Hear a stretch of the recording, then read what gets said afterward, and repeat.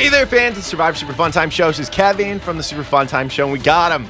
We got our winner of Survivor 48, and it, of course, is Kyle. Obviously, we knew it was going to be Kyle, and that's because I predicted Kyle would win the game. So, usually when I make a prediction, I'm goddamn right. No, it's not true. I'm right some of the time, but this time around, I saw it clear as day, especially after the Shaheen vote. Honestly, a couple votes ago, it seemed super clear to me that Kyle was going to be the one that was going to walk away with the win. Despite, Joe and Eva having a lot of dominance in the game and controlling a lot of votes. I mean, in reality, it was Kyle and Kamilla that were playing the middle perfectly. And that's ultimately what ended up catapulting Kyle to this huge victory, and one that could have been won by Kamilla.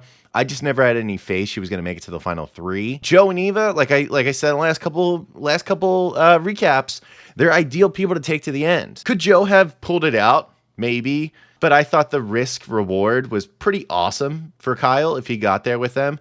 So I'm very thankful that it played out the way it did, because for me, even though it was a season that was edited a little wonky and at points wasn't maybe as entertaining as it could have been, I thought the actual gameplay and the roadmap to the end made total sense. So I have to give props to editors and producers for that. Before we get super deep into the recap portion of it, remember to hit the subscribe button to the Survivor Super Fun Time Show. Obviously, we're going to be doing some updates throughout the season. Survivor 49, we got a little teaser preview of what that cast looks like. The big thing we'll probably be yapping about is Survivor 50. Cast is being announced this upcoming Wednesday, and of course I'll be making videos about that. I'll make one right before with my predictions on the season 50 cast, and if I even get half right, I think that'll be pretty damn good, so look out for that. Now, getting into the video itself, I mean, obviously the finale starts off final five right after the Shaheen vote, which I thought was a great vote for Kyle and Kamilla. I'm still a little surprised Joe just didn't fact check with Shaheen and say, like, wait, do you have an idol? Because Kyle and Kamilla are telling me you have an idol.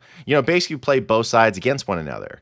But, that's where I get to be kind of an armchair castaway. Because I know that their relationships are super tight. The relationship between Kyle and Joe was crazy tight. And maybe we didn't see it as much as we could have. But based on some of the exit interviews in the press, and honestly just the context of that situation, plus what happened with Final Four fire making, it's pretty clear that they were really tight, and Joe was never going to do that. And that's actually what made Kyle's plan to have Kamilla talk to him and him tell Shaheen that, or tell Joe that Shaheen's idol existed, was brilliant. That's what made it so brilliant. So they have the Final Five immunity challenge, which is kind of a classic to some degree, obstacle course and ends with a puzzle, right? And that's okay. I'm good with that. I'll be honest, I did not think Kamilla was going to even have a shot at winning this. And that's mainly because I didn't think she would get out of the net. And that was me just thinking I was like, I remember when Carolyn Weiger was stuck in the net in 44 and she just couldn't get out of it. I thought Kamilla was going to be stuck in the net. And God forbid, once she does get out of the net, she's never going to get the ball through that little hole that, sends it down to the rest of the obstacle course. I never thought that would happen. So I said, even though Kamilla is going to kill the puzzle, like once she gets there, she's going to destroy it. I thought the puzzle would be done before she would even get there. So it was a pleasant surprise for me for Kamilla to win that immunity. And you know what? It didn't really affect anything. Mitch is who I thought was going to go at 5 anyway. And Mitch didn't have a shot at finishing that puzzle regardless. So nothing really changed in that regard. What was really interesting was the idea of seeing Kamilla as a main character very early in the finale. And like people like Joe completely pushed aside. And you can see Kamilla's thoughts of saying, actually, my best shot is to have Kyle out of the game. Mitch devastated that he was going to go. And you're wondering, like, if you're Mitch, are you going to just sit there and take it? Like, at that point, I wonder if Mitch had any kind of intel that he could have pulled out for, like, Joe and Eva. Like, if there's anything Kyle and Kamilla said, like, maybe Mitch could have gone to Eva and say, like, yeah, they're taking a shot at Joe tonight, Kyle and Kamilla, so we need to take a shot at Kyle. And basically alert Eva that idol needs to get played tonight. The reason why it seems like Eva is probably not that scary of a player for a lot of people throughout the game, even though she had an idol, it was pretty clear that she was never going to use the idol on anyone except for herself. And obviously, like Joe, if it was a really major threat. And you would think to yourself, if Mitch was really wise, he should have leveraged that information about like Kyle and Kamilla possibly wanting to get rid of Joe against those two to possibly save himself. I mean, you're sitting at Tribal and everyone's like, you know what? I hate to say it, but we just got to get rid of Mitch. It's going to be Mitch's last night in this game. Then you say to yourself, like, if you're Mitch, why don't you just go like, hey, Joe and Eva, got a proposal for you. Does it have to be me? Why not him? Isn't he a great pitch? I think Kyle makes a lot of sense. Obviously, he was my pick to win, so I thought it was brilliant. But Mitch didn't do that. And from what we've kind of learned in exit interviews, it seems like Mitch actually was kind of more of a threat to those players than we at home thought he would be. Not only because he would split votes among the SIVA people from like Kyle and Kamilla, but apparently he had really good relationships. So a lot of people thought maybe he could have ended up being like a nice guy on his way to a win. And I don't see how that would have been possible, but I also thought Liz Wilcox couldn't have won 46, and I've been told ever since then, Liz would have had a shot at winning Survivor 46 had she had gotten to the finals instead of Kenzie. So you never know in these games, honestly. That's why we're not out there, but they are. So Mitch gets voted out of the game. Goodbye, Mitch Curry, the B-ball king of Survivor Fiji 48. We're down to the final four. We got two pairs in the final four. I don't know the last time there's been two legitimate pairs in the final four, but this was a pretty cool moment. I was like, well, who's going to get leverage? And it played out kind of exactly as I expected it to. Kyle winning immunity, I didn't think it would happen the way it did necessarily, but it kind of did. I mean, first of all, Joe blew it. I was hoping Joe would get the immunity record. He would win number 5 and 6. Obviously, it didn't happen. He didn't get either one. Kyle got that last immunity.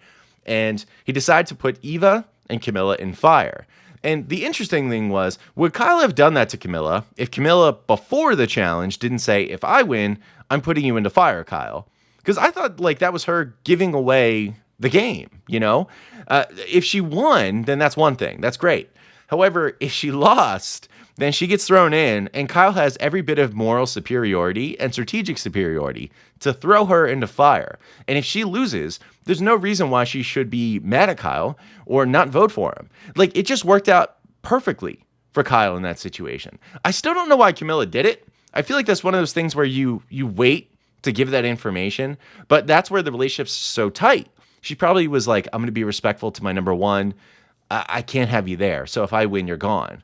I would have maybe zipped my lip, but Camilla's a great player, so maybe she couldn't help it. But you can't help but think that it probably, bit her in the ass a little bit because Kyle won immunity and threw her into fire against Eva. And, Eva's breakdown was really wild to see while, Camilla's trying to do her best to get it together. Eva has an autistic episode. She's getting frustrated. The fires aren't going the way she expects it to.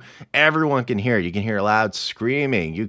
Joe goes to calm her down. Classic fireman Joe type behavior. Even Kyle feels bad to the point where he's like, maybe I should go into fire because I feel bad. Like, is it wrong? Is it morally wrong for me to send Eva into fire? Joe was saying it too. And of course I have to comment and say, of course it's not morally wrong. This is Survivor. It's a game, right? And Eva signed up to play by the same rules that everyone else did. She's an incredibly smart and capable human being, so obviously it is not wrong to do that. And everything shook out the way it was supposed to. Eva vehemently rejected Kyle and Joe's proposal to go into fire for her, and she went in there and she won, which was great.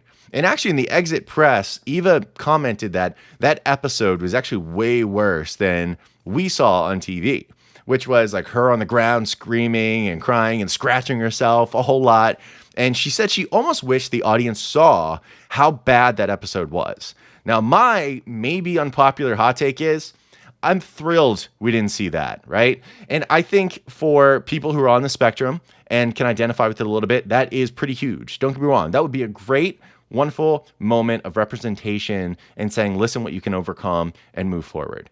However, as the casual viewer, it's very clear we know Eva has autism and has had these episodes all season. I promise you, we got it.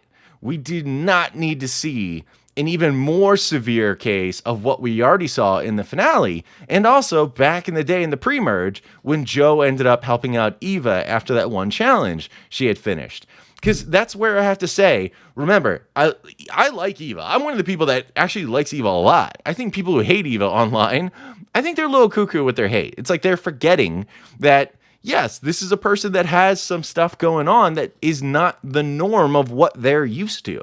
So you have to give some grace to some behavioral issues. However, at the same time, Survivor 48 is not Eva's show. Okay, we need to highlight other people for other reasons with other interesting storylines. So we don't need to see like a full-on episode again. So I'm very glad the editors and producers did not really have to feel the need to show that because we saw it, right? There's things they beat us over the head with this season. the autism thing for Eva, which again is really great representation. However, at the same time, you know, at some point it gets stale from a narrative and a storytelling standpoint. 2, David and his goddamn milk. We heard about that again. There's things repeatedly that we probably don't need to get into that much. So with all due respect to Eva, I'm kind of glad that was left out. But the headline of all of this is Eva beat Kamilla in fire making. And I don't care what anyone tells me. The fire making is brilliant for Final Four. I know people are like, oh, I hate it. It's ridiculous. It's not a vote. It's so clear how much better Final Four fire making is than a vote. That 2-2 split vote at Final Four would have been lame as hell. Like, that would suck. That would suck. The whole idea, the whole premise of Final Four fire making is you have the opportunity for the best players to make it to the final 3. If they don't win immunity, which is usually people's first answer, they're like, all right, we'll win immunity. It's like, yeah, I agree. I agree with that. But if they don't get that, then the second thing they can do is they can make fire. And that gives them another chance. Like, imagine if in Survivor 43, Jesse Lopez won fire against Gabler, and then he went on to sweep the jury. How many fans would have a problem with that ending? Would they have said, well, but Jesse had to win via fire? No, they would say he dominated the game and somehow got to the end despite everyone wanting him out. And he ended up winning that game. People still have a bee in their bonnet about Ben from Heroes, Hustlers, Healers winning Final Four fire making out of nowhere and then winning the game. And you know what? You got to get over that. Final Four fire making is so intense. I mean, even last season, Survivor 47, Sam and Teeny, it looked like Sam's goose was cooked.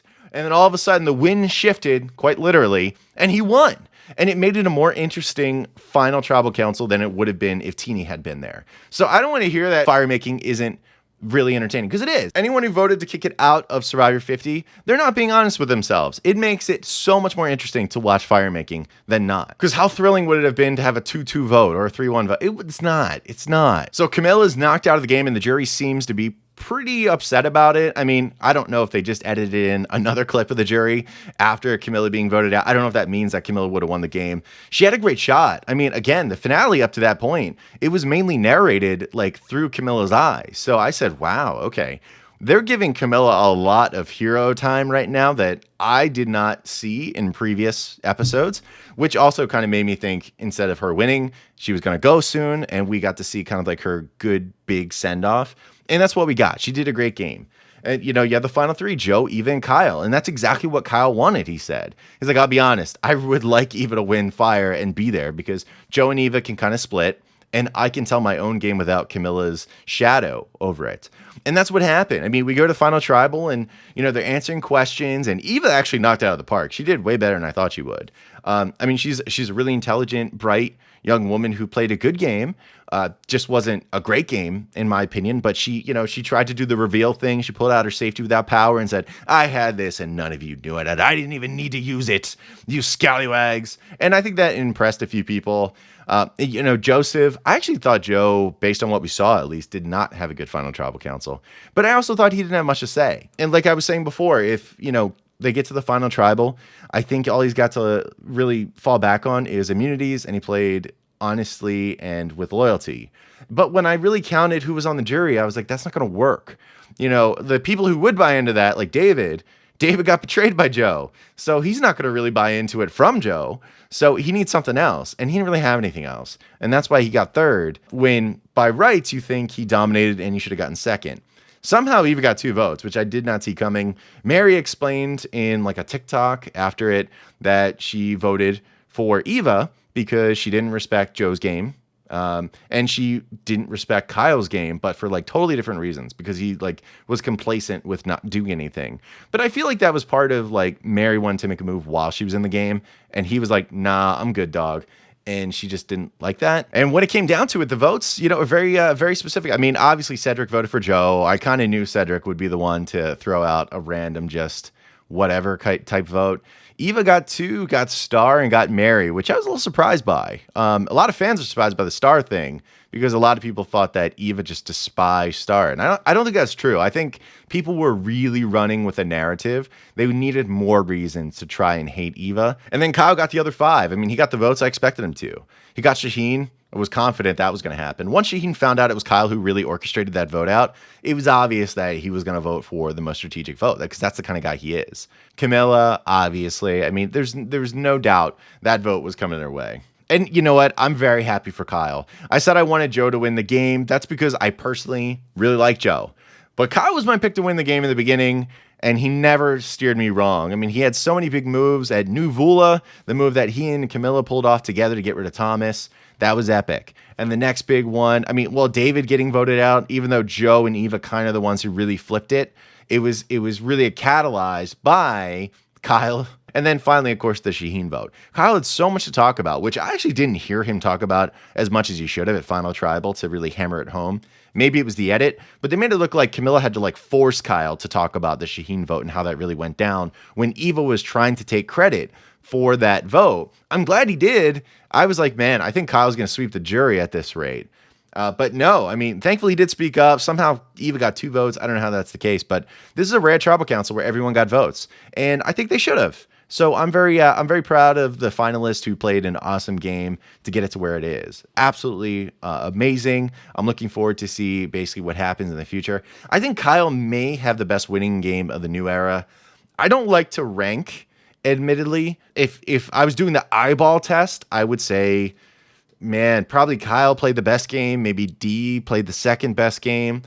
And I got to say, if you're going by numbers, Gabler, I got to give him third. He had no votes against, and he won 7-1, which is the most anyone's won by in the new era. So I have to say, Kyle played a supreme game, and I'm so happy that you ended up the winner of Survivor 48. You earned it, buddy. And the preview for Survivor 49 looks good. The biggest thing is it's a shipwreck theme, I guess, because, you know, they don't really have themes. They have to use some kind of iconography of some type because they're still in Fiji. And I think they ran out of animals. They already did bats, they did birds, they did trees at one point.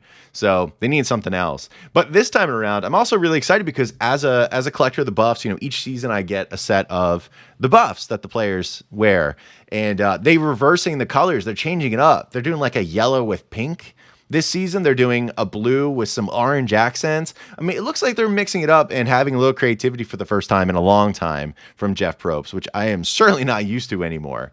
So I'm excited for that. That'll be pretty cool. In addition to, you know, season 49 is another season of Survivor, which always means good things for us fans out there. And then, of course, season 50. I mean, that's the one thing I do feel bad about. The Survivor 49 cast and season in general, they're going to be so overshadowed by the hype for season 50. I hate to say it. Hopefully, season 49 is a great season. It probably will be even better than season 50 without me even seeing the 50 cast. But it's not going to matter. The big names are going to be in 50. And remember, the theme is celebration. That is what we are told very specifically. The theme is celebration. So if you're expecting major villains on Survivor 50, it's probably not going to happen. So I'm not exactly sure who my season 50 cast is. I've made a loose one, and I can't wait to share it with all of you. But I'm just saying, let's temper expectations for season 50. Because remember, in the end, we're going to get returners from the game that we love, and we're going to see them in Fiji. We're going to see them playing under a lot of new rules for at least probably half of them, and we're going to have some good Survivor ahead of us. So no matter what, woosah, if your favorite doesn't make it, if Kelly Wentworth is not there, that's fine.